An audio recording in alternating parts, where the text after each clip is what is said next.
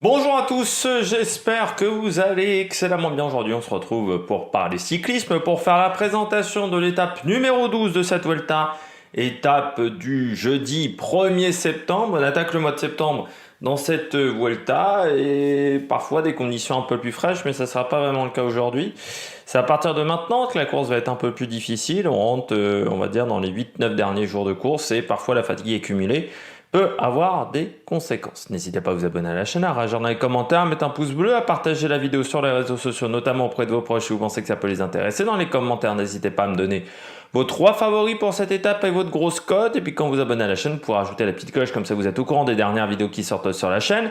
N'hésitez pas à aller voir sur TikTok, vous avez du contenu également, et à vous abonner sur TikTok parce que vous avez du contenu spécial un petit peu. Alors vous avez à la fois les débriefs un peu plus tôt, des débriefs express de l'étape du jour sur le cyclisme, mais parfois vous allez avoir des débriefs des qualifications de la Formule 1 ou de la MotoGP quand je les verrai en direct, donc ça peut être également intéressant de voir tout ça. Retour de la montagne après un petit intermède de sprint qui avait lieu la veille, une course de côte aujourd'hui avec peut-être 2 courses en une, d'un côté la victoire d'étape et de l'autre côté le général, parce que c'est pas forcément l'étape du siècle. On va avoir surtout une grosse difficulté. Il y aura une petite bosse avant mais qui n'a pas des gros pourcentages et en fait vraiment une dernière grande difficulté mais qui n'est pas très dure également en termes de pourcentage. On n'est pas très haut non plus en altitude, donc ça va être particulier comme étape parce que la montée est dure mais régulière. Donc pour faire des écarts, c'est pas forcément la montée idéale. En fait, pour tout vous dire, je pense que cette étape n'a pas d'intérêt à ce moment-là de la course. Elle aurait eu un intérêt en dernière semaine, elle aurait eu un intérêt si ça avait été la première grosse arrivée au sommet. Mais à ce moment-là de la course, dans cette configuration-là d'étape, ça n'a pas d'intérêt parce que j'ai peur qu'on ait une course ennuyante en fait, qu'on se concentre vraiment sur la dernière montée et qu'il ne se passe pas grand-chose non plus dans la dernière montée. Parce qu'on connaît déjà la hiérarchie entre les différents leaders. On en a quand même perdu pas mal en plus avec la Covid. Yates Sivakot, peut-être d'autres ce matin. Là, c'était au départ de l'étape 11. On a perdu également Carretero du côté de Kern Pharma. Mais il se peut que d'autres coureurs soient Covidés. Soit mis hors course. Je ne dis pas abandon dans le cas de la Covid. J'ai décidé d'inventer, de mettre le terme hors course. Pourquoi j'utilise hors course et pas abandon? Tout simplement parce que pour moi, un abandon, c'est quand tu ne peux pas repartir. C'est de ton propre chef ou des médecins de la course ou pour telle ou telle raison que tu ne peux pas partir. Par contre, une mise hors course, c'est tu n'as pas envie de partir, mais tu es obligé de partir à cause de la Covid, à cause de plein de paramètres. Donc pour moi, quand on doit quitter la course à cause de la Covid, c'est une mise hors course, parce que les 3 quarts du temps, en plus, on est asymptomatique avec ce virus. Donc c'est plus une mise hors course qu'un abandon, c'est pour ça que j'utilise le terme hors course. Mais si on a encore d'autres coureurs qui sont mis hors course avec la Covid, ça pourrait encore plus annihiler cette étape. Dénivelé positif 3238 mètres, donc vous voyez il n'y a pas que la montée finale, mais c'est pas non plus extrêmement difficile. Encore une fois, pour moi cette étape aurait eu un intérêt plus tard dans la course, mais dans cette configuration là ça manque de difficulté pour que ça soit très dangereux, et en plus vu les écarts qu'on a après le chrono, ça va pas non plus aider. On regarde tout de suite le profil de cette étape. Donc c'est assez simple, 195 km entre Salobreña même, et Peñas Blancas Estepona. 1265 mètres d'altitude, vu que on partira quasiment du niveau de la mer pour cette dernière montée. Vous voyez, petit début de journée. Je rappelle aussi qu'on est le long de la mer jusqu'à Estepona, et la montée finale, on se fera... les coureurs seront tournés la mer dans le dos. Voilà, pour expliquer un petit peu pour cette étape. Donc début d'étape, voilà quelques contreforts très faciles vers Almunecar et Neria. Donc pendant une trentaine de kilomètres, quelques petites bosses. Puis après, on passe à Torre del Mar, Rincón de la Victoria, Malaga également. On passera aussi à Marbella. Il y a une petite bosse, là vous voyez, on montera à 400 mètres d'altitude vers le kilomètre 135 avant de redescendre vers Marbella. Marbella connue notamment pour sa plage, hein. C'est une station touristique, Marbella. Et ensuite, donc, on arrive vers Estepona pour le pied du Peñas Blancas, 19 km 8 à 6,4 de moyenne. C'est la seule grosse côte de la journée, 1265 mètres d'altitude. Mais vous allez voir que c'est en fait très très régulier. Entre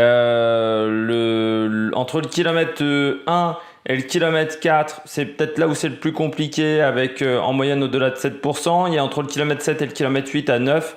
Mais ensuite, c'est assez régulier. C'est pas facile.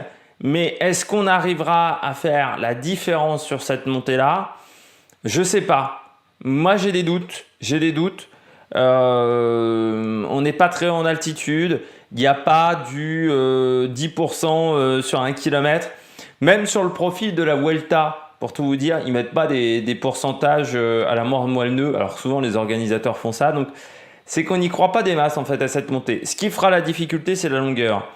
Mais à part ça, je pense que ça sera compliqué de faire la différence du côté du Peñas Blancas. Même si entre le kilomètre 17 et le kilomètre 18, il y a 8,3%. C'est presque là où ça sera le plus dur, avec entre le kilomètre 7 et le kilomètre 8, où on est à 9%. Mais elle ne m'inspire pas beaucoup, cette montée du Peñas Blancas. On passe à la météo. Alors du côté du profil, donc comme je vous le disais, on longe la mer toute la journée, vraiment, à part sur la montée finale. Du côté de la météo, entre 27 et 30 degrés, nuageux, vent faible, maximum 25 km/h, mais en rafale.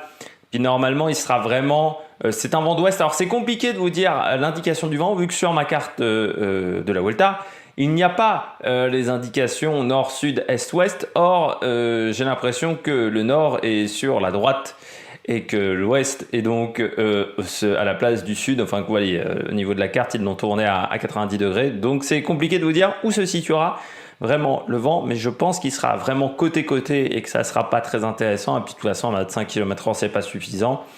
Le temps sera nuageux, mais pas de risque de pluie. Faire attention quand même, on va passer à Marbella, on va passer par des grosses villes, Malaga aussi. Faire attention au mobilier urbain, comme d'habitude sur les traversées. Marbella, c'est à une quarantaine de kilomètres de l'arrivée, ça serait bête de tomber et de devoir abandonner la course sur chute. Stratégie. Moi, je pense une grosse échappée qui va mettre du temps à sortir, parce que je pense que beaucoup de coureurs pensent que l'échappée peut aller au bout et qu'en plus, la première partie de course est plate, donc ça peut aller extrêmement vite. Au moins 15 coureurs et victoire devant. Sinon, bagarre dans le peloton, mais pour moi, il faudrait être motivé. Si un Remco Evenepoel lâche, ça peut être ou n'est pas dans une grande situation, où il se retrouve isolé et esselé. J'ai fait un peu une conversion des deux mots. Ça peut peut-être donner des idées, mais encore une fois, je sais pas, hein, vraiment, je sais pas. Je parie plutôt, moi, sur une grosse échappée avec victoire au bout. Et donc j'ai décidé de mettre Thibaut Pinot. C'est le type de montée qu'il affectionne. C'est des montées où sa puissance, ses qualités physiques devraient bien marcher.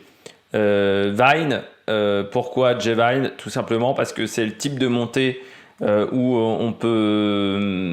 un coureur qui sait gérer au niveau des watts devrait s'en sortir. Donc j'ai pas mis Remco Evenepoel, j'ai décidé de mettre Jay Vine. Je pense sur ce type de montée, ça peut être pas mal. Après, il faudra voir s'il arrive à sortir, hein, parce que peut-être que du côté de la Quick Step, on va éviter ce qui sorte. Marc Padoun, vu le numéro qu'il nous a fait il y a quelques jours, il est en forme, Marc Padoun. Et là aussi, on est sur le type de montée qui peut convenir. En plus, chez UF, il n'y a plus grand monde qui joue de général. Donc ça peut aider également. Et puis en gros Scott, j'ai mis Almeida. Là aussi, avec sa puissance, c'est une longue montée, 20 bornes. Il va pouvoir se mettre dans le rythme et pourquoi pas finir très très fort, parce que lui il a besoin encore de quelques kilomètres pour se mettre dans le rythme, donc ça peut très bien marcher pour lui. Du côté des horaires, Le départ sera à 12h34. Ensuite, on va parler de Malaga. Malaga qui sera à 108 km de l'arrivée. Ça sera entre 14h36 et 14h50. Marbella qui sera à 44 km 500 de l'arrivée entre 16h10 et 16h34 pour un sprint intermédiaire à bonification qui sera à Estepona, donc au pied de la dernière difficulté à 20 km de l'arrivée. Ce sprint bonification entre 16h46 et 17h13 pour une arrivée prévue entre 17h16 et 17h46. Débrief TikTok aux alentours de 18h15. Débrief YouTube aux alentours de 21h, un peu après parfois. D'ici là, n'hésitez pas à vous abonner à la chaîne, à réagir dans les commentaires, à mettre un pouce bleu. J'espère que vous avez aimé cette vidéo. Demain matin, présentation de l'étape numéro 13. D'ici là, n'hésitez pas à vous abonner à la chaîne. Allez, ciao ciao sur l'Amérique Production.